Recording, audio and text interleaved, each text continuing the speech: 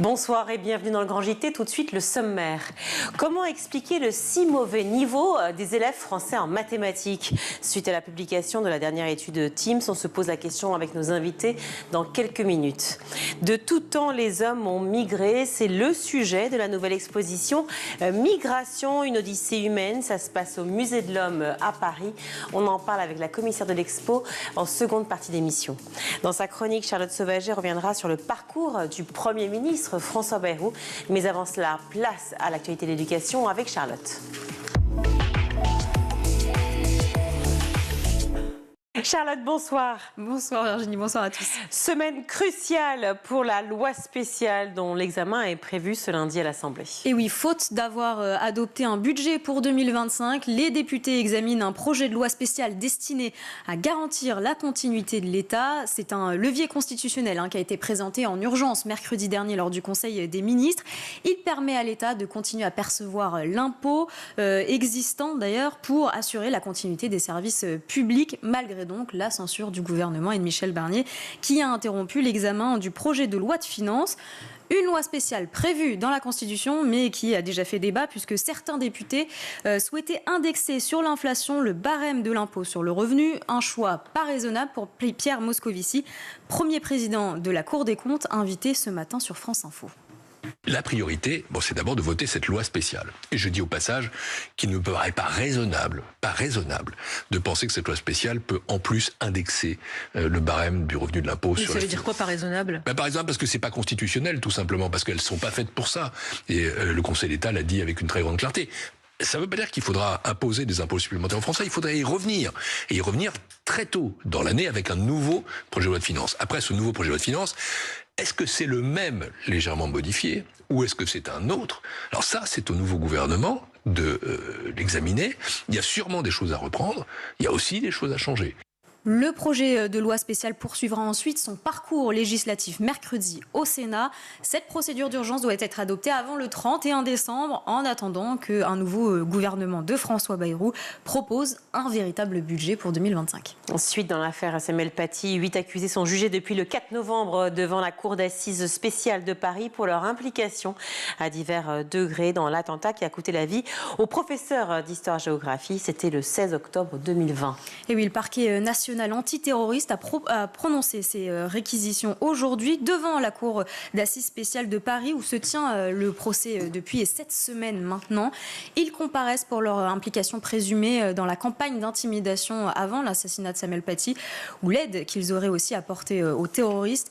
2 hommes amis de l'assaillant encouraient la peine la plus lourde, soit la réclusion criminelle, la perpétuité pour complicité d'assassinat terroriste. Pourtant, les avocats généraux ont demandé à la Cour d'assises spéciale de Paris de ne pas retenir ce chef d'accusation, car selon eux, je cite, « il n'est pas possible de démontrer qu'ils avaient connaissance de la nature précise du passage à l'acte envisagé par l'assassin ». Le parquet national antiterroriste n'a donc pas retenu l'infraction de complicité d'assassinat terroriste à leur encontre. Des peines allant de 1 an de prison à 16 ans de réclusion criminelle ont été requises. La décision de la Cour d'assises spéciale de Paris est quant à elle attendue jeudi ou vendredi, après les plaidoiries de la défense et les derniers mots des accusés.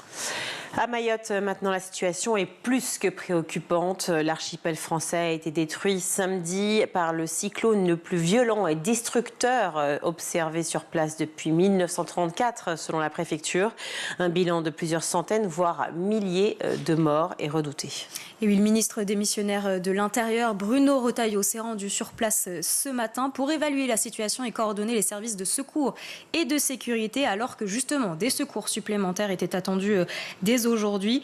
Si le bilan semble déjà compliqué à établir, compte tenu de la difficulté parfois de se rendre sur les zones sinistrées, pour Lucien Barthes, commandant de la gendarmerie de Mayotte, joint par RTL Matin, il faut d'abord pouvoir entrer en contact avec les populations sur place. Écoutez-le. Donc, face à cette situation d'une île totalement dévastée, l'urgence c'est forcément de porter secours à toutes les populations qui en ont besoin, mais avant tout de rompre l'isolement.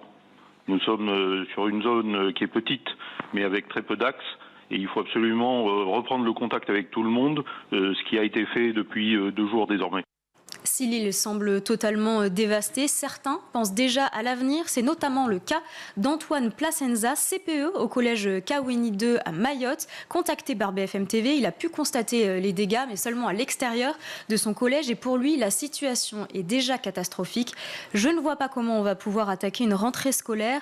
Entre le bilan humain, sanitaire et matériel, ça va être très compliqué, c'est ce qu'il a dit.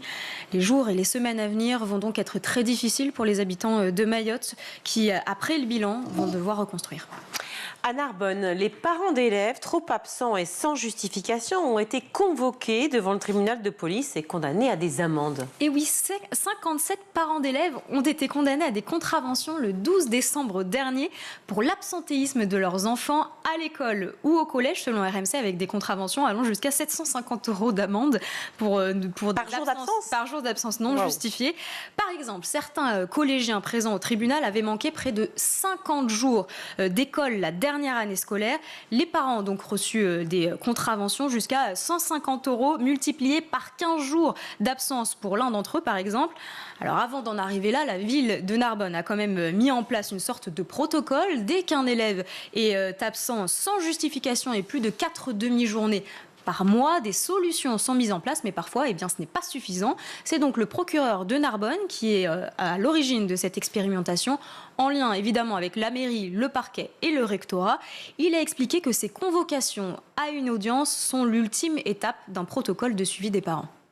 Lorsqu'ils ont été convoqués à l'audience, c'est tout simplement parce que tout le dispositif préalable qui a été mis en place avec la convocation par le chef d'établissement, ensuite le courrier du directeur académique, ensuite le maire, dans le cadre du rappel à l'ordre des scolarisations que nous avons créé il y a 30 mois, et puis ensuite le délégué du procureur qui sensibilise les parents en les convoquant, en tentant par tous les moyens de leur expliquer l'importance pour l'enfant d'être scolarisé, et bien à ce moment-là, la seule possibilité, c'est de les convoquer à l'audience devant le tribunal de police. Et c'est là où ils viennent s'expliquer, sachant que à la dernière audience, la moitié des parents n'ont pas répondu à leur convocation. Cette mesure jugée extrême, voire même scandaleuse pour Isabelle Pinatel, présidente de l'association des parents d'élèves de l'Aude, reste malgré tout rare. Il faut le dire, sur les 60 000 enfants scolarisés dans la zone, selon le procureur. De son côté, le maire de Narbonne, Bertrand Malquier, l'assure. Depuis que les parents d'élèves peuvent recevoir des contraventions, les élèves sont beaucoup moins absents dans les écoles de Narbonne. Très bien, merci beaucoup Charlotte. Ils sont 15% des élèves de CM1 à ne pas avoir le niveau demandé en mathématiques, mais le constat ne s'arrête pas là. Selon la dernière étude Teams sur le niveau des élèves dans le monde en mathématiques, eh bien la France n'a pas de quoi se réjouir. Alors pourquoi et surtout comment y remédier? On en parle tout de suite avec nos invités.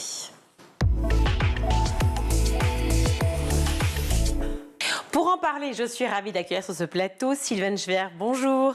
Bonjour. Merci beaucoup d'être avec nous. Vous êtes professeur des universités, département de mathématiques, laboratoire d'informatique de Paris-Nord, directrice de l'IREM, qui est l'Institut de recherche d'enseignement sur les mathématiques. Merci d'être là. Également Guillaume Prévost, bonjour. Bonsoir. Merci beaucoup. Vous êtes délégué général du think tank Vers le Haut. Alors depuis vendredi, après de longues tergiversations, nous avons l'habitude maintenant, nous avons donc un Premier ministre, François Bayrou. Il fut notamment ministre de l'Éducation de 93 à 97. Est-ce que pour vous, finalement, c'est un bon signal, Guillaume Prévost? Je dis finalement parce qu'il y en a eu quelques-uns des ministres de l'Éducation, Oui, des premiers ministres et donc des ministres de l'Éducation qui vont arriver. Et d'où mon hésitation. C'est un homme qui a à plusieurs reprises fait état de l'importance qu'il accorde à l'éducation. C'est un homme qui a parlé régulièrement de l'école. On l'a souligné, il a été ministre de l'Éducation nationale. Et puis, dans ses prises de position politiques récentes, il a plusieurs fois insisté sur l'importance de l'école et du défi éducatif compte tenu de la situation de notre pays, notamment économique. Il y a une autre chose qui me paraît intéressant dans le parcours ou dans la couleur politique de François Bayrou, c'est que c'est un Girondin au sens politique du terme, quelqu'un qui est très attaché à l'initiative territoriale. Il a longuement, il a à plusieurs fois défendu la part d'initiative très importante de l'ensemble des acteurs publics dans la mise en œuvre des politiques éducatives. Il me semble que de ce point de vue-là, on peut espérer qu'à rebours d'approches très centralisées, très jacobines, qui ont été un peu celles du choc des savoirs dans les 2 dernières années, on peut espérer du Premier ministre qu'il soit attentif à préserver la part d'initiative, de liberté qui est indispensable pour la mise en œuvre de l'école. On espère, il est en charge de former un gouvernement. La coalition Le Cap Clair, c'est un véritable choix. Qu'est-ce qui serait le plus souhaitable selon vous ? Ce qui serait souhaitable pour l'éducation, c'est qu'on sorte des clivages. Et on voit bien la difficulté de notre pays à l'heure actuelle. Toutes les grandes politiques publiques sur lesquelles on va y revenir, la situation des mathématiques, mais en matière d'éducation, le problème est plus large que les seules mathématiques. Notre pays fait face à des défis considérables, éducatifs, économiques, sociétaux.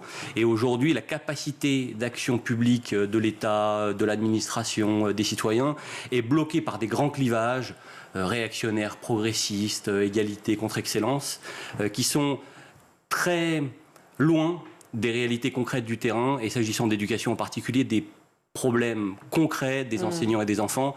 On peut espérer que les 2 ans devant nous, qui nous séparent d'une élection majeure pour notre pays, permettent de progressivement s'attacher au concret, à des mesures concrètes dont le terrain a besoin. Je pense en particulier à la formation des enseignants, on y reviendra. Et peut-être de prendre un peu de distance par rapport à des grands débats idéologiques qui fracturent notre pays et sur lesquels on sent bien que personne ne sera en capacité d'avancer. Le problème, c'est que ça fait longtemps qu'on dit ça et ça n'avance pas. Alors, parlons maths, parlons peu, parlons bien. Une nouvelle étude, une étude de Teams 2023 nous montre une nouvelle fois le niveau faible des élèves français en mathématiques, avec en plus un écart entre les très bons et les très mauvais qui se creuse davantage, des inégalités criantes en fonction des territoires. Pourtant, eh bien, ce ne sont pas les réformes qui ont manqué depuis 40 ans, Sylviane Schwer. Comment on en arrive à cette situation ? Bien, en fait, cette situation est due à la formation initiale et continue des enseignants. Parce que si on veut prendre le simple exemple de Singapour à chaque fois, oui, on parle de mathématiques, c'est des enseignants, alors pour le premier degré, ont 400 heures de formation initiale en mathématiques. Contre combien en France ? Moins de 150 dans les INSPE. Et je suis vraiment généreuse en disant 150. J'ai vu également les aspects didactiques, donc pas que disciplinaires. Et pour la formation continue, ils ont une centaine d'heures par an, alors qu'en France, ils ne disposent que de 18 heures. Donc une centaine d'heures que pour les mathématiques, et en France, 18 heures, pas que pour les mathématiques. La question de savoir si c'est une question de quantité ou de qualité, peut-être. Est-ce qu'il faut plus d'enseignants de maths ou est-ce qu'il faut qu'ils soient mieux formés, Guillaume Prévost ? La question de la formation, elle est essentielle. Moi, je suis tout à fait d'accord avec Madame Schwer d'insister sur ce sujet, qui est vraiment une faiblesse de notre système éducatif depuis longtemps. Ce qui est un peu paradoxal, vous avez bien raison de souligner que ce n'est pas forcément un problème de quantité, c'est que chaque année, on alloue peu ou prou 1 milliard d'euros à la formation des enseignants. Oui. Et en fait, à la fin de chaque année, la ligne restitue les 2 tiers des moyens qui ont été alloués à cette ligne. C'est-à-dire qu'on ne dépense même pas les 2 tiers de la somme qu'on prévoit chaque année d'allouer à la formation continue. Ça, c'est intéressant parce que ça montre que notre système de formation continue des enseignants est inadapté à leurs besoins, inadapté à leurs contraintes, inadapté à leur emploi du temps. Et la formation initiale ? Alors en formation initiale, vous en avez dit, la formation initiale, elle a fait l'objet de nombreuses réformes depuis la suppression des IUFM. On attend la prochaine puisque il y avait... C'était en suspens. C'est toujours en suspens et on espère que notre nouveau Premier ministre choisira un ministre de l'Éducation nationale qui pourra la porter au bout. On le dit avec le sourire parce qu'on est positif, mais c'est vrai que lorsqu'on voit le nombre de ministres de l'Éducation qui se sont succédés, ne serait-ce qu'en 2 ans, mais aussi même en 40 ans, je veux dire, c'est assez inouï. Et donc, les réformes qui vont avec. Si là, notre sujet aujourd'hui, ce sont les maths, vous l'avez bien compris, et le niveau, en fait, des enfants sur les mathématiques, ce qui implique quand même beaucoup de choses, à la fois dans le choix, évidemment, de leur carrière, aussi pour les différentes entreprises, pour notre société, pour une société qui est de plus en plus numérisée. Enfin, ce sujet est très important pour plein de raisons. On en revient à cette histoire de formation des enseignants.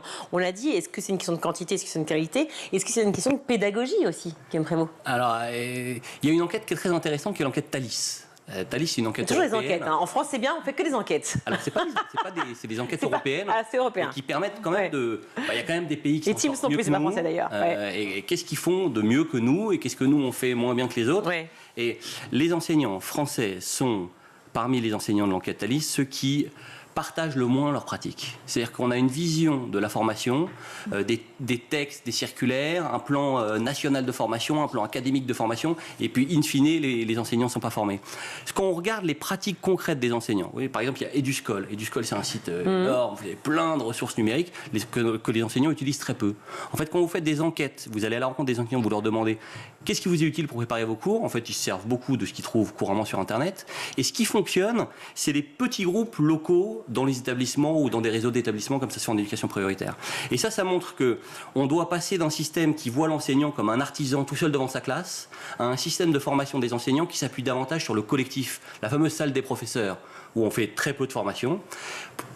Progressivement, un des défis de notre système de formation des enseignants, c'est de davantage s'appuyer sur des formations concrètes, locales, dans les établissements, à l'exemple de ce qui fonctionne très bien dans certains pays européens. Alors, Sylvie, vous partagez, oui, justement, ce constat ou pas ? En fait, c'est ce qu'offrent les IREM, puisque les IREM font des groupes de travail qui relient à la fois les enseignants de l'école maternelle jusqu'à l'université. Et donc, il y a une réflexion avec un double retour, le recul universitaire et la pratique. Donc, on appelle ça de la recherche-action à l'intérieur de la classe. Et donc, il y a des groupes où les collègues vont dans les classes des autres collègues, mais on a très, très peu de moyens. Et donc, on prend peut-être 5% des enseignants de toute la France. Et une question juste, c'est moi basique, hein, qui est peut-être idiote, mais les professeurs, en fait, si on prend les professeurs du premier et second degré, ils nous le disent clairement, contrairement à ce que dit Nicolas Sarkozy, ils n'ont pas le temps en fait. Ils sont submergés de travail, ils ont énormément de choses à faire pour préparer leurs cours, pour corriger les copies, pour être le temps avec leurs élèves.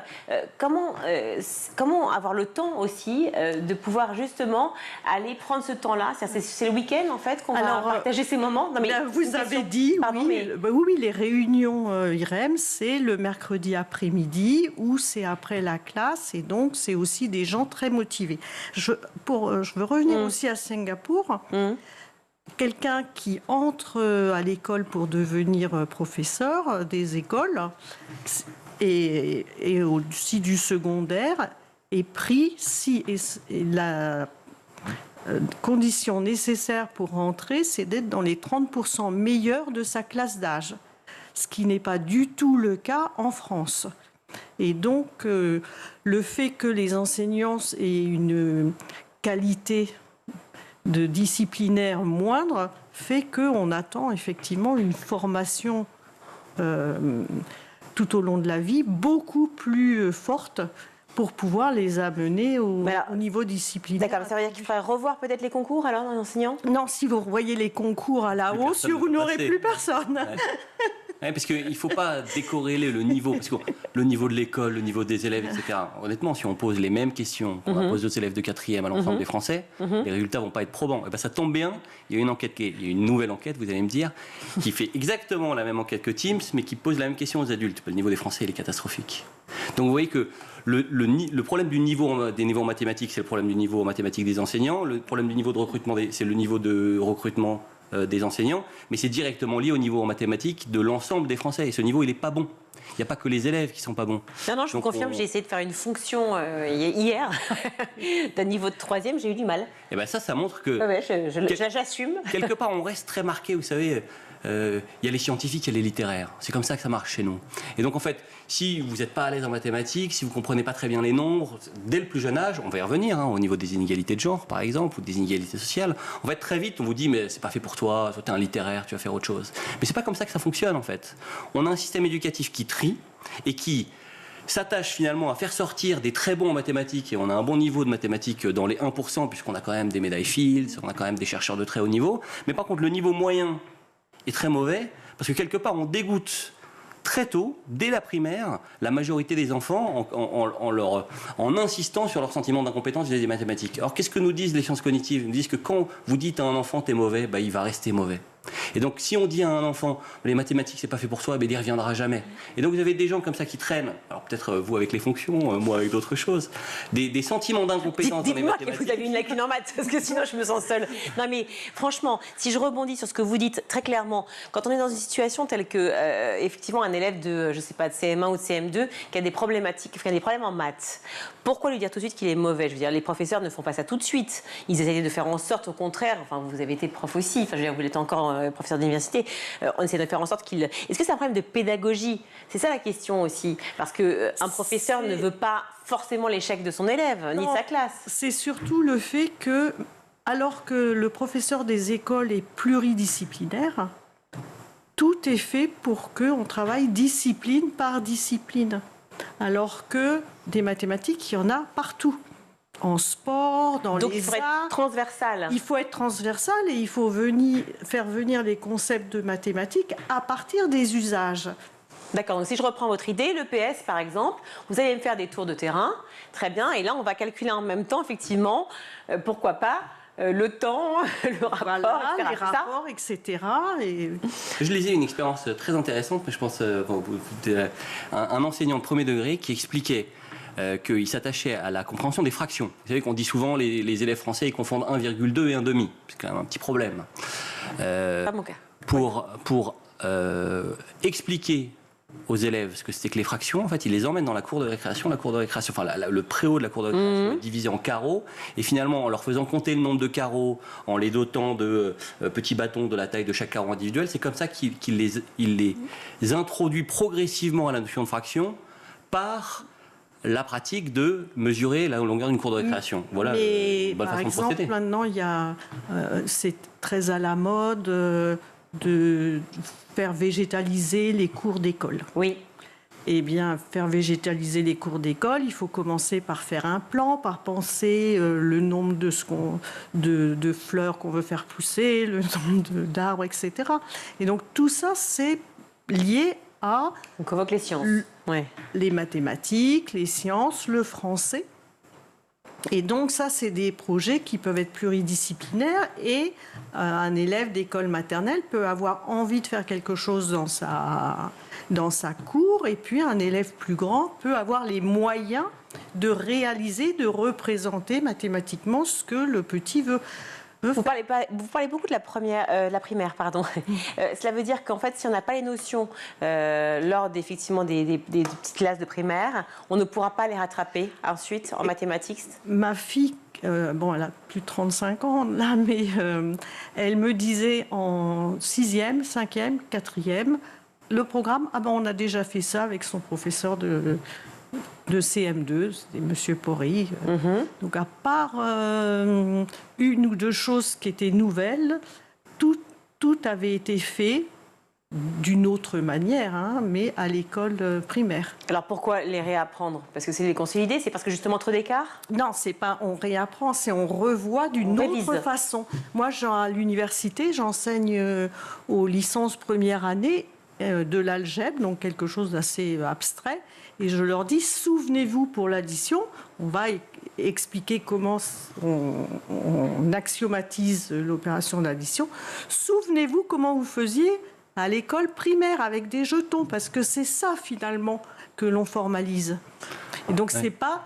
au collège, ils vont commencer à apprendre à abstraire, à passer à des variables, etc. S'ils n'ont pas fait tout le chemin de manipuler, de se forger des images, des exemples dans la tête, ils auront plus de mal. Il y en a qui peuvent réussir parce qu'ils ont l'esprit abstrait, mais il y a un parcours nécessaire qui est que au collège, on fait un peu plus abstrait, et puis au lycée, encore plus, et à l'université, c'est encore un choc pour les élèves, parce que là, on a un point de vue qui est complètement axiomatique, avec des objets de mathématiques qui couvrent tous les objets que vous avez vus. Donc vous faites des additions avec des entiers, puis avec des fractions, puis avec des décimaux. Et à l'université, vous ferez avec des matrices, avec des fonctions, avec des ensembles. Enfin, c'est le même objet pour nous. Les mathématiques, c'est quelque part une formalisation, c'est exactement ça. C'est qu'on va du plus concret vers le plus abstrait. Donc au départ, vous prenez des billes, vous comptez des billes, puis il y a 3 billes et 3 poires. 3 billes et 3 poires, c'est quand même pas la même chose. Et n'importe quel enfant est capable de comprendre que 3 billes et 3 poires, c'est pas la même chose. Donc comment on passe de 3 billes, 3 poires au nombre 3 ? Et le nombre 3, c'est pas une réalité concrète, c'est pas une réalité vécue. On parlait tout à l'heure de construction du nombre. Les enseignants vous disent, à l'entrée au CP, je demande à un enfant, donne-moi 3 billes. 1, 2, 3. Normalement, l'enfant sait faire ça, il compte. Il arrive au nombre. Je dis, ah non, en fait, j'en veux pas 3, j'en veux 4. Vous avez les enfants, 3, j'en rajoute une, j'en ai 4. Et vous avez les enfants qui sont obligés de reprendre les 3 billes pour recompter 4 billes. Ça, l'enseignant, qui connaît un peu quelques notions de nombre, va dire celui-là, il n'est pas encore passé au concept du nombre. Donc il va falloir que je m'attache à son expérience avant. Mais alors donc, oui, c'est intéressant, parce que c'est très intéressant ce que vous dites, parce qu'en fait, finalement, il y a une grande disparité entre les élèves. Est-ce que c'est valable ? Parce qu'on se positionne forcément par rapport à toutes les autres matières, notamment le français. On se doute bien qu'il y a certains élèves qui sont meilleurs en français que d'autres. Est-ce qu'en mathématiques, la diversité est compliquée à gérer pour un enseignant ? Peut-être, Sylviane Schfer. Alors, elle est compliquée si on ne lui donne pas les moyens de pouvoir mettre les élèves en activité. J'ai des collègues enseignants dans les écoles qui me disent moi, j'ai une classe, elle est tellement petite que je ne peux pas faire mettre les élèves par groupe de 4 pour travailler. Petite dans l'espace, vous voulez dire ? Pour petite dans l'espace. Il y a des élèves, il y a des étudiants qui me disent moi, j'ai un tableau numérique, je peux faire n'importe quoi. D'autres qui n'ont rien. Parce que, en fait, il y a une disparité aussi de conditions matérielles. Bien sûr. Il y a une disparité de conditions socio-économiques des élèves parce que il y a des élèves qui en CM2 n'ont jamais joué un jeu donné. Est-ce que ne savent pas. On a parlé, vous l'avez évoqué tout à l'heure, des groupes de besoins qu'on a appelé aussi groupes de niveau. Et justement, est-ce que cela justifie d'y avoir pensé, d'y avoir songé ? Parce que ça aussi, ça a été mis de côté pour l'instant, mais ça peut revenir sur le débat, dans le débat. Ça justifie qu'on... Avant, vous aviez une minorité des enfants qu'on emmenait jusqu'au baccalauréat. Donc, quelque part, ceux qui rentraient dans le moule, tant mieux. Si vous ne rentrez pas dans le moule, tant pis. Maintenant qu'on veut emmener l'ensemble d'une génération à un niveau minimum brevet et puis autant que possible baccalauréat, on se rend bien compte qu'on ne peut pas dire la même chose pour tout le monde. Il faut plus s'adapter à l'enfant. Alors, personnaliser l'enseignement, tout le monde le dit depuis les lois Haby, il faut qu'on aille à la rencontre des besoins de l'enfant. Ils ne sont pas les mêmes selon les familles, selon l'expérience, etc.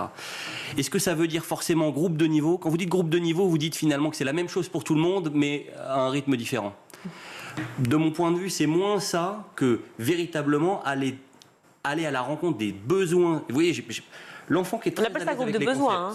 C'est pas forcément des besoins avec des groupes différents qu'une capacité pour l'enseignant de rentrer dans un dialogue plus concret avec chaque enfant. Alors ça appelle évidemment une organisation de l'enseignement différente on sent bien qu'un enseignant tout seul face à 25 élèves va avoir un peu de mal à faire ça. 25 dans le meilleur des cas, on est d'accord. Hein, mais regardez ce qui se passe en maternelle. C'est intéressant parce qu'on parle des fondamentaux. Les fondamentaux de la numération, ça se passe beaucoup en maternelle.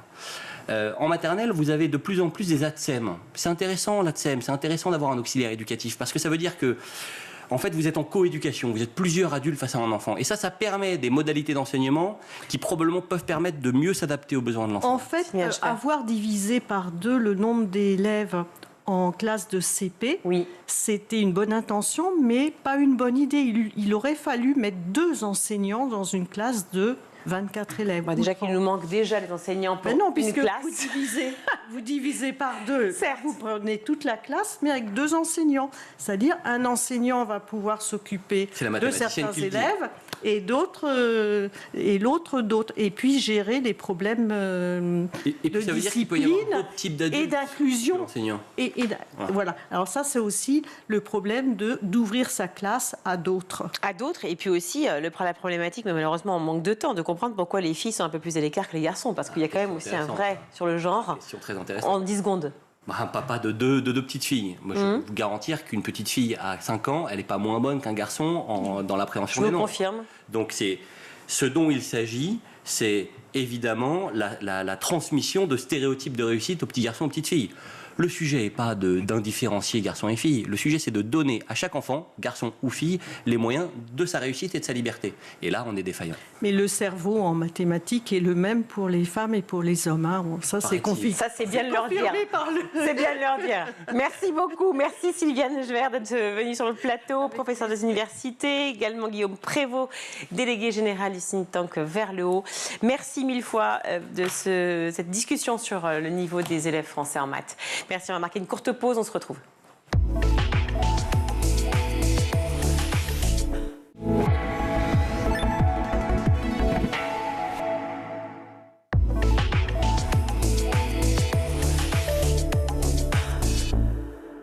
De retour dans le Grand JT, je suis ravie d'accueillir Mathilde Beaujean. Bonjour. Bonjour. Merci d'être avec nous. Vous êtes commissaire de l'exposition Migration, une odyssée humaine. Ça se passe au Musée de l'Homme à Paris, un musée absolument splendide qui se trouve en face de la Tour Eiffel, place du Trocadéro.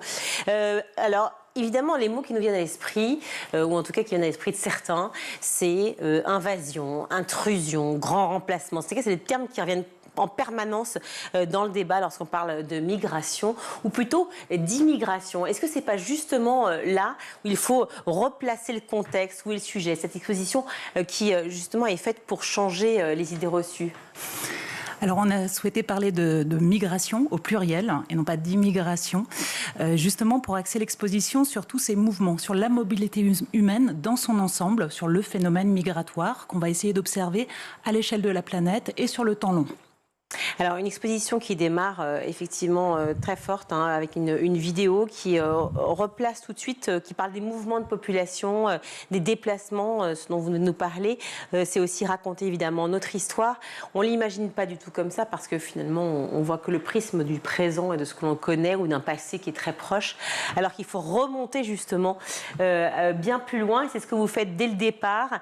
À l'heure de la mondialisation aujourd'hui, forcément la mobilité des humains n'a pas jamais été aussi dense, aussi forte aujourd'hui. Bien sûr, elle est à la fois très forte et en même temps, ce qui est frappant, c'est de voir que les chiffres qui concernent la migration internationale, donc une personne qui a franchi une frontière et qui vit depuis plus d'un an dans un pays autre que son pays de naissance, ce chiffre-là, il est relativement stable à travers les dernières années. Il représente 4% de la population mondiale, donc c'est étonnant comme ce chiffre nous semble relativement modeste en regard d'un phénomène qu'on nous présente souvent comme étant massif, très important. Massif puis nocif en fait, c'est surtout ça qui vient à l'esprit, alors qu'en revanche, si on s'intéresse purement à ce que sont les migrations, cette odyssée humaine, une phrase très forte qui résume, en tout cas qui est la phrase d'introduction de ce fameux dossier de presse que j'ai sous les yeux, il n'existe pas de vivant sans migration. Donc c'est ce qui nous constitue finalement, nous, êtres humains. Tout à fait.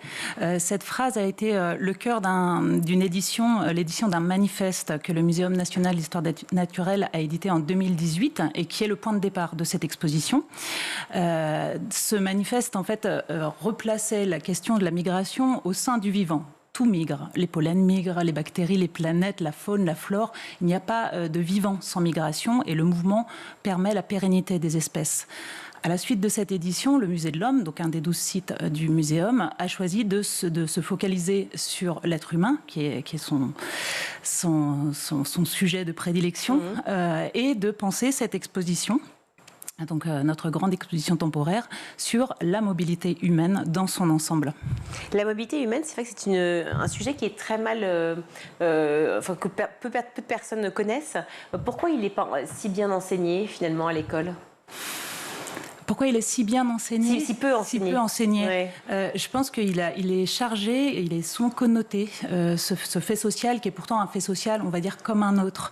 Il nous semblait important dans l'exposition justement de rappeler qu'il y a beaucoup de scientifiques, beaucoup de recherches, que ce soit en démographie, en cartographie, en sociologie, mais y compris aussi dans les sciences naturelles, comme dans les sciences humaines et sociales, qui étudient ce phénomène de la mobilité humaine. Il nous semblait important justement de donner des clés de compréhension, de rappeler quelques données scientifiques qui émanent de ces recherches et de les transposer dans une exposition. Alors, une exposition, ça peut être tout ou rien. Là, vous avez convoqué l'anthropologie, la démographie, l'archéologie, la génétique, la sociologie, le droit, la géographie, l'histoire. C'est extrêmement complet, finalement. Un vrai parcours avec une scénographie tout à fait étonnante de ce que j'en ai vu, pour pouvoir justement, peut-être déconstruire, évidemment, ces préjugés-là. Comment vous démarrez? Est-ce qu'on peut avoir, sans tout dévoiler, mais peut-être un début de parcours? Bien sûr. Donc c'est une exposition qui fait 600 mètres carrés, qui est structurée en 3 parties. Nous avons choisi de ne pas faire une exposition chronologique, de ne pas démarrer par les temps anciens. On aurait pu démarrer par les temps préhistoriques, parce qu'on va en parler dans l'exposition. Mais on démarre plutôt par l'aspect contemporain des migrations et par une première partie qui est consacrée aux représentations de la migration, à la fois dans l'imaginaire, mais aussi dans la rhétorique, le vocabulaire, tous les termes qui sont associés au fait social de la mobilité humaine. Parce qu'on sait qu'aujourd'hui, les termes sont très chargés en connotation, justement. On va essayer d'expliquer à la fois les définitions, les statuts comme étrangers, migrants, expatriés, réfugiés, etc. Mais ouvrir aussi sur la façon dont on parle médiatiquement de ce phénomène, en puisant très souvent dans un vocabulaire assez anxiogène. Comme vous l'avez dit, on parle d'invasion, de remplacement. C'est toute une rhétorique assez anxiogène au final. Politique également. Bien sûr, donc ça c'est la première partie de l'exposition où on interroge le langage. La deuxième partie, comprendre les migrations internationales, s'attache plus à faire un état des lieux de la question migratoire. On va s'intéresser aux trajectoires, où vont les flux par exemple, qui sont les personnes qui migrent aujourd'hui, quels sont les profils de ces personnes, quels sont les volumes des personnes. Beaucoup de questions comme ça sur lesquelles on a des réponses aujourd'hui. Et puis on va s'attacher aussi à parler de l'expérience migratoire dans toute sa diversité. Dans une troisième partie de l'exposition, on va rembobiner l'histoire et s'intéresser justement à la mobilité humaine des premiers temps de Sapiens. On va rembobiner vers moins 300 000 dates. Wow, moins 300 000. Voilà. Extraordinaire. On va s'intéresser aux migrations de Sapiens. Ça a démarré comment alors, en moins 300 000? Alors, ce qu'on sait, c'est qu'on vient tous d'Afrique. Ouais. Les foyers archéologiques nous le prouvent. Ça, il n'y a aucun débat là-dessus. Et on va, dans l'exposition, essayer de montrer justement quelles trajectoires ont été prises pour que Sapiens se disperse sur l'ensemble de la planète. Il s'est dispersé sur la quasi-totalité de la planète. Et on va donner justement, rappeler des dates, des repères spatiaux, temporels, pour montrer comment Sapiens est parti à différentes époques de l'Afrique pour aller ensuite vers l'Asie, vers l'Océanie, vers l'Europe, puis vers l'Amérique, par exemple. On peut tous dire qu'on est issus de familles qui ont migré, finalement? Tout à fait. Nous avons tous un ancêtre migrant, ça c'est sûr. L'humanité a toujours migré et les migrations sont constitutives de notre humanité actuelle. Et constitutives de réussite aussi, parce que on parlait des préjugés, il y en a beaucoup. Revenir aussi, peut-être opposer effectivement les faits aux croyances, c'est ce qui est aussi très important dans l'exposition, de revoir des choses importantes, de réapprendre peut-être l'histoire pour certains. Et puis aussi, les faits, on l'a dit, vous convoquez effectivement à la fois l'anthropologie, la démographie, l'archéologie. Tout ça, c'est très lié, très imbriqué. Tout à fait. La spécificité de cette exposition, c'est justement d'essayer de croiser différents regards et différentes disciplines, aussi bien issues des sciences naturelles que des sciences sociales et humaines. On a un double commissariat dans cette exposition, un commissariat scientifique, à la fois avec Sylvie Mazzella, qui est sociologue, et Christine Vernat, qui est paléoanthropologue. Et nous avons constitué un comité scientifique d'une dizaine de chercheurs aux disciplines très variées pour justement croiser les regards et interroger toutes les recherches actuelles qui se fondent sur le phénomène migratoire. Et peut-être reprendre aussi les grands travaux des explorateurs, tous ceux qui nous ont absolument émerveillés avec les explorations. Tout à fait, parce que dans la migration, il y a aussi cet aspect-là, la curiosité, l'exploration, l'aventure. Et on ouvre justement l'introduction de l'exposition sur cette ambivalence qu'il peut y avoir dans la migration, qui peut être à la fois sous l'angle très positif de l'exploration, la découverte, la figure héroïque de celui qui s'en va explorer et découvrir. Et à l'inverse, on a aussi cette ambivalence de la migration plutôt sous un angle de l'inquiétude, de l'étranger, étrange-étranger qui fait peur et qui menace. Oui, c'est ça, et puis qui n'est pas forcément choisi pour certains, il faut le rappeler, hein, ils n'ont pas le choix. Vous revenez d'ailleurs sur aussi ces images que l'on a vues, ces files d'attente, ces exilés, c'est-à-dire que c'est la complexité aussi de pouvoir changer de pays lorsqu'on fuit des drames à la fois personnels ou humains ou d'un pays entier, de conflits, zones de conflit. Comment vous arrivez à occuper ce terrain sans rentrer dans un débat politique? Alors c'était un parti pris dans la narration de l'exposition de parler de toutes les migrations, d'où le titre pluriel. On va parler des migrations choisies et des migrations contraintes. L'idée était justement de ne pas séparer ces deux aspects de la migration, même si évidemment on parle là de départ avec des causes très très différentes. Mais il nous semblait important pour englober d'un regard plus macro ce phénomène général qu'est la migration humaine, le fait de partir de chez soi, de ne pas distinguer une expatriation, par exemple, si on veut faire rapide, et c'est là que le terme expatrié est intéressant aussi, d'un exil plus contraint. Et de pouvoir parler de toutes les causes diverses qui peuvent amener quelqu'un à partir de chez lui ou de chez elle. Ce qui est intéressant, c'est que dans la vie d'une personne, on peut être parfois contraint et parfois on peut choisir aussi de partir. Les deux peuvent être simultanés dans un parcours de vie. Alors ces migrations peuvent être évidemment source positive démographique, d'économie, et on le redira jamais assez. Malheureusement, les gouvernements ont souvent assez peu de compassion pour les migrants. On l'a vu, c'est aussi mal perçu dans des territoires aussi en France, comme Calais ou ailleurs. Est-ce que vous réussissez aussi à aller vers cette actualité-là, qui est une actualité très récente? Oui, nous avons fait participer plusieurs personnes actuellement en migration à l'exposition, parce que dans l'exposition, on va avoir plusieurs langages. On présente évidemment des objets, des données scientifiques, des photos, des films. Il nous semblait très important d'avoir le témoignage de plusieurs personnes actuellement qui migrent. Migration choisie ou migration contrainte, on y revient justement, et on a donc plusieurs témoignages dans l'exposition sous forme d'interviews et de différentes interventions. D'une personne par exemple qui est libyenne, qui est passée par Calais et qui vient de s'installer en Angleterre, d'autres personnes subsahariennes qui passent par la Tunisie en ce moment, une personne syrienne également qui est réfugiée politique actuellement, un journaliste haïtien, qui chacun vont nous parler de la diversité de leur parcours, des différentes causes qui les ont amenés à migrer, du statut qu'ils ont aujourd'hui et des difficultés qu'ils ont pu rencontrer sur leur parcours. Il y a, vous l'avez dit, énormément d'artistes qui ont participé à cette exposition. On a évidemment des images, donc des vidéos, des œuvres d'art aussi en elles-mêmes. J'en ai une sous les yeux. Quand il y en a un, ça va. Cette œuvre, vous pouvez peut-être me dire vous-même le nom de l'artiste, Emeka Ogbo. Emeka Ogbo. Voilà. Emeka Ogbo est un artiste nigérian qui habite en ce moment en Allemagne.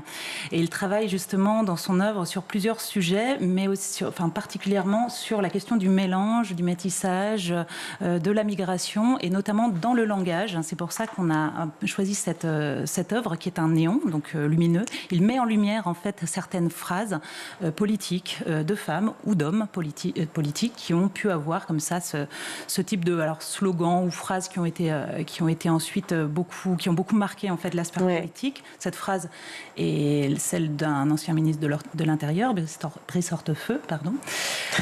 Et je ne sais pas si vous vous en rappelez, quand il y en a un, ça va, c'est quand il y en a beaucoup que les problèmes arrivent.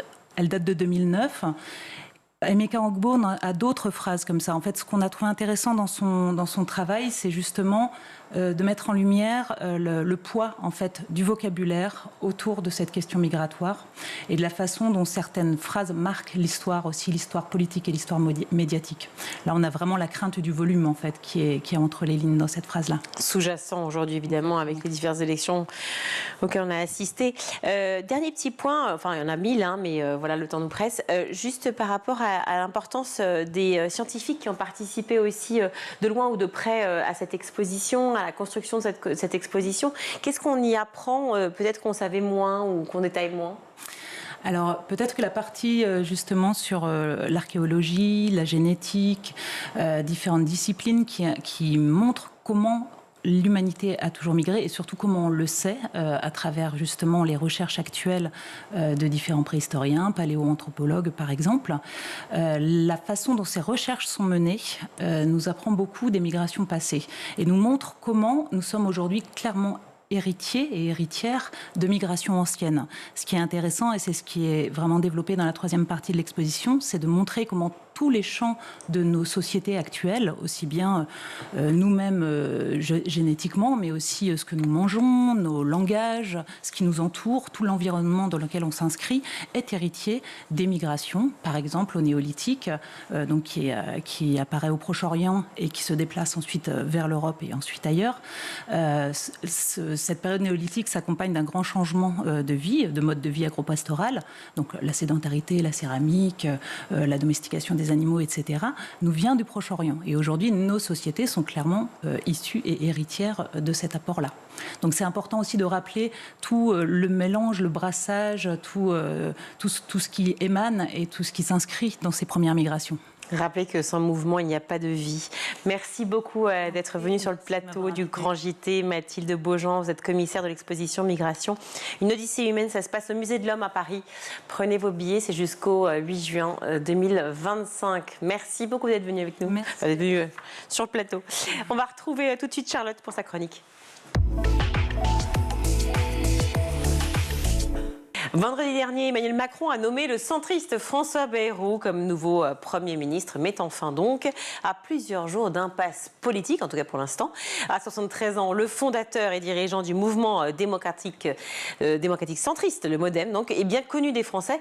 Et on va revoir un peu, si vous le voulez bien, son parcours avec vous, Charlotte. Et oui, c'est un nom qu'on entend depuis des décennies, il faut se le dire quand même. Ça fait longtemps qu'on entend parler de François Bayrou dans le paysage politique français. Et pour les plus jeunes d'entre nous qui peut-être ne savent pas trop qui c'est ou pas du tout, alors vous inquiétez pas, vous avez le droit, on est là pour ça, on va essayer de dresser un petit portrait de François Bayrou. Déjà, il est originaire de Bordère, c'est juste à côté. Cette photo est quand même fantastique. Exactement. Pardon, mais je la trouve absolument géniale.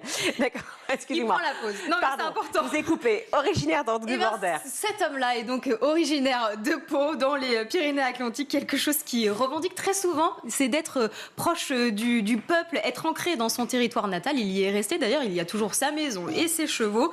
Il est fils d'agriculteur. À 23 ans, cet ancien bègue obtient son agrégation en lettres classiques. Il devient prof et il s'engage surtout très rapidement en politique.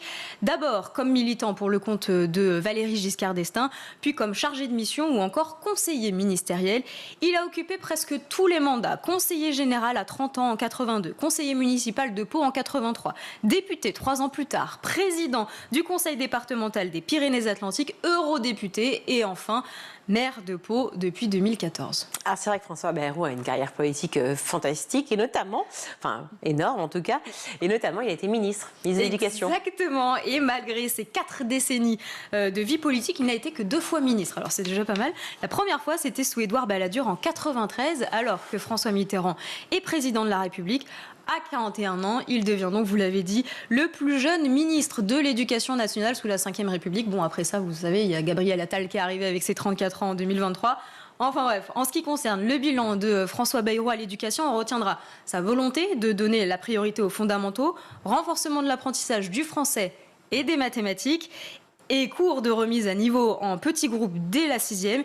Il a aussi mis en place le nouveau, enfin maintenant ancien baccalauréat avec les filières S, ES et L. Et il introduira aussi les langues vivantes à l'école primaire. Un échec à retenir quand même, il voulait celui de réformer les lois sur les financements des établissements scolaires privés. C'est la rue qui le fera plier. Il restera ministre de l'Éducation jusqu'en 1997. Il faudra attendre 24 ans pour le revoir à nouveau au poste de ministre. Il est nommé le 17 mai 2017 ministre de la Justice. Un mandat qui ne durera pas très longtemps puisque le 21 juin de la même année, soit un mois plus tard, François Bayrou quitte le gouvernement. En cause, l'ouverture d'une enquête préliminaire sur le dossier des emplois fictifs des assistants parlementaires du MoDem au Parlement européen. Il y aura eu un procès par la suite. Il a été relaxé en février dernier par le tribunal correctionnel de Paris. Mais le parquet a fait appel de cette décision, donc c'est pas complètement fini. Alors, lors de ses mandats de ministre et avant de s'intéresser à Matignon, François Bayrou a longtemps rêvé de l'Élysée. Il a été candidat à l'élection présidentielle 3 fois, c'est ça? Oui, exactement. La première en 2002. Il était président de l'Union pour la démocratie française. Une campagne marquée par cette fameuse gifle à un enfant de 11 ans qui manifestement lui faisait les poches. Un geste, je cite, de père de famille sans gravité. C'est comme ça qu'il s'est le justifié à l'époque. C'est un geste qui a surtout relancé sa campagne à l'époque, marquant ainsi un regain d'autorité attendu par les Français. Bon, il terminera au final 4e. Deuxième tentative, cette fois-ci en 2007, il se hisse au rang de 3e homme derrière Nicolas Sarkozy et Ségolène Royal. Il obtient son meilleur résultat avec près de 19% des voix. Sauf que là, c'est son choix de ne pas donner des consignes de vote qui restera dans les annales. Il va s'attirer les foudres des Sarkozystes qui attendaient évidemment un soutien de sa part. Et enfin, dernier essai en 2012. Alors, il est alors président du MoDem. Il est cette fois-ci relégué à la 5e place. Mais là encore, il révolte la droite en annonçant soutenir François Hollande plutôt que Nicolas Sarkozy. C'est un choix personnel et assumé qui va sceller un petit peu la relation entre l'ancien président et François Bayrou. Mais sachez que son rêve de l'Élysée n'est pas complètement mort, puisqu'en février, le désormais Premier ministre n'a pas écarté une candidature en 2027. C'est ce qu'il a sous-entendu sur LCI. Il a dit « L'échéance de 2027 est une échéance dont aucun Français ne peut se considérer comme étranger. J'en suis un et je ne me considère pas étranger. Je n'ai jamais abdiqué le droit de participer aux grandes échéances nationales. » Alors, entre 2012 et 2022, la dernière, il y a eu 2 élections, 2017 et 2022, des élections remportées par Emmanuel Macron, à qui François Bayrou, qui est un centriste donc revendiqué, vous venez de le dire, Charlotte, a apporté son soutien. Exactement. François Bayrou, fervent défenseur, c'est comme ça qu'il s'appelle, fervent défenseur de la démocratie et de la laïcité. Lui, qui est catholique, s'est toujours présenté comme un homme libre, un homme de gauche, centre-gauche. Il assume toujours ses choix et vous l'avez dit, il est devenu l'un des principaux soutiens d'Emmanuel Macron en 2017 en mettant de côté sa propre candidature à la présidence pour peser de tout son poids sur le jeune candidat. Vous connaissez la suite. Emmanuel Macron est donc élu à 2 reprises président de la République. Et depuis alors ? Et depuis, François Bayrou est plutôt un homme de l'ombre. Il a su quand même garder son influence auprès d'Emmanuel Macron, devenant l'un des conseillers écoutés du chef de l'État, mais aussi un observateur critique de sa gouvernance et de ses réformes, notamment en le mettant en garde sur son passage en force pour la réforme des retraites. Pour ses fonctions, en septembre 2020, il est nommé haut commissaire au plan. En 2022, Emmanuel Macron le choisit comme secrétaire général du Conseil national de la refondation. Bref, depuis que François Bayrou a accordé son soutien décisif à Emmanuel Macron en 2017, le président du MoDem s'imaginait un petit peu Premier ministre. On avait souvent des rumeurs là-dessus. Il aura fallu une Assemblée nationale sans majorité, une crise politique sans précédent, provoquée entre autres par la censure de Michel Barnier pour qu'il soit finalement appelé à 73 ans. Mais la route est encore longue puisqu'il lui faut maintenant constituer un nouveau gouvernement et gouverner, et essayer en tout cas de gouverner dans un contexte politique plus que difficile, voire même inédit. Et oui, absolument inédit. En tout cas, on cherche plus de stabilité en espérant que ça arrive. Merci beaucoup Charlotte. Tout de suite, on va retrouver le meilleur de School TV avec le ZAP. Je voudrais qu'on commence par les résultats, les effets favorables du contact avec les animaux, notamment pour les enfants. C'est la science qui le dit. Oui, alors il y a plusieurs études scientifiques. Il y en a qui sont très anciennes, qui ont 40-50 ans. Il y en a qui sont très récentes, qui ont moins de 3 ans. En tout cas, il y a un consensus sur le fait que l'animal aide à grandir et sur plein de volets différents, que ce soit le volet éducatif, socio-émotionnel, sur l'apprentissage du langage par exemple. Et puis il y a aussi des choses qu'on rappelle régulièrement, enfin qu'on n'entend pas assez, mais par exemple les petits ruraux qui ont la chance de vivre dans une ferme ou à proximité d'une ferme se font une meilleure immunité au contact des animaux, une meilleure immunité en termes de santé, et ils grandissent en étant moins malades que les enfants qui sont plus urbains. Qui grandir à la campagne. Voilà.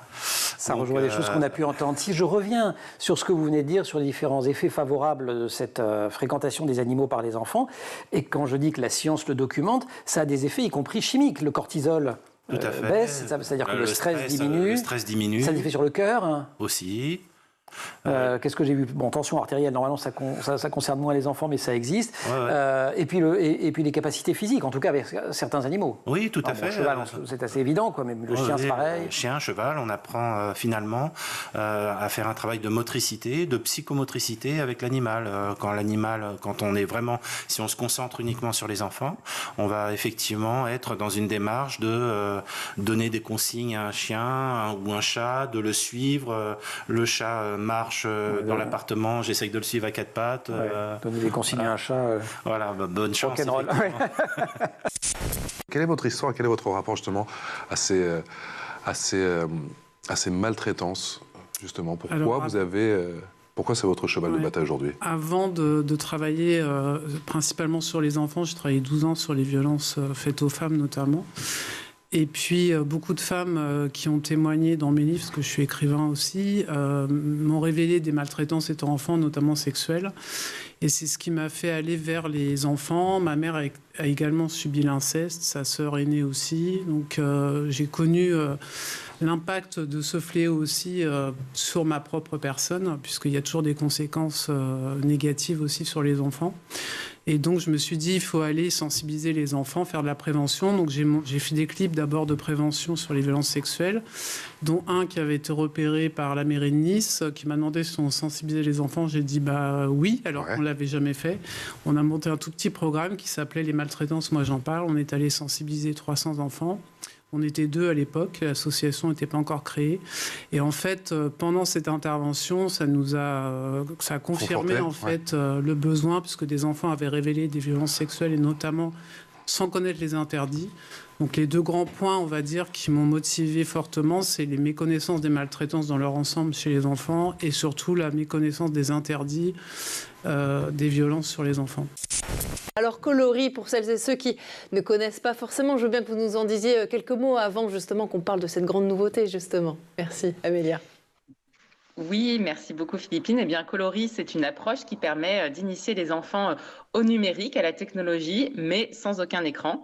C'est une approche qui existe depuis 2018, qui est composée d'une 60aine d'activités qui vont permettre aux enfants de s'initier aux algorithmes, à la logique booléenne, au système binaire, mais aussi au numérique responsable, à la culture numérique au sens large, à travers des jeux de cartes, des jeux de motricité, des ateliers philo qui vont amener les enfants à ouvrir le capot des nouvelles technologies pour découvrir le moteur, comprendre comment tout ça fonctionne, adopter les repères qui leur permettent d'avoir des usages intéressants et épanouissants et, in fine, grandir en citoyens éclairés, c'est ce qu'on aime bien dire. Développement notamment de l'empathie. Oui, tout à fait. Et ça, pareil, c'est mesuré.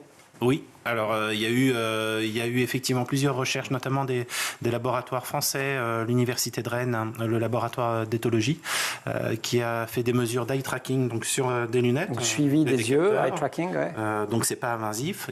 On suit les yeux et on s'est aperçu effectivement que chez les enfants avec troubles du spectre autistique, mais aussi chez les enfants neurotypiques, finalement le regard, enfin chez les enfants autistes, suivait plus facilement et captait plus facilement le regard de l'animal. En l'occurrence, c'était des chiens, mais le capter plus facilement que si on regarde, si nous on se regarde en ce moment. Et à partir de ce constat, on s'est aperçu, et les équipes de ce laboratoire se sont aperçues que finalement, on pouvait rentrer dans une forme de communication plus simplifiée et plus déliée finalement avec l'animal. Informer, c'est avant tout protéger. Bien sûr, former et informer, c'est toujours protéger, parce qu'il y a quand même un manque de formation en France au niveau des professionnels. Nous, on s'en rend compte à chaque fois qu'on forme des professionnels. Et puis, ils le demandent ? Ah oui, c'est en forte progression, notamment cette année. C'est pour ça qu'on a construit cette formation, parce qu'ils sont tous démunis. Alors nous, on va principalement dans les écoles, collèges et centres de loisirs. Et les enseignants sont démunis, ne connaissent pas les différentes formes de maltraitance, surtout comment les repérer, accueillir la parole de l'enfant, et puis comment agir, quels dispositifs existent. Juste sur ce clip, pardon, la collaboration avec Emma Thomas, c'est fait assez naturel. Enfin, comment ça s'est fait ? Emma Thomas, c'est notre marraine, c'est une de notre marraines. de nos marraines. Et en fait, quand on s'est rencontrés sur un événement aussi qui était lié aux violences intrafamiliales, je lui ai demandé si elle voulait être marraine. Elle a accepté tout de suite. Et en fait, elle a travaillé 1 an avec un collège, le collège de Bréval dans le 78. C'est les enfants eux-mêmes de 6e qui ont écrit les paroles, qui ont participé aussi à la composition de la musique. Et moi, j'ai toujours été dans tout ce qu'on fait, c'est de faire des choses par les enfants, pour les enfants, parce que le message est complètement différent et beaucoup plus fort. Donc, il y a eu 1 an entre l'écriture, la composition de la musique, et on a fait ce clip à la fin pour clôturer cette belle aventure humaine aussi importante. Et donc, vous vous êtes rapproché tout récemment de Tralalaire pour la suite de l'aventure. Je veux bien plus d'informations. Dites-nous comment ça s'est passé.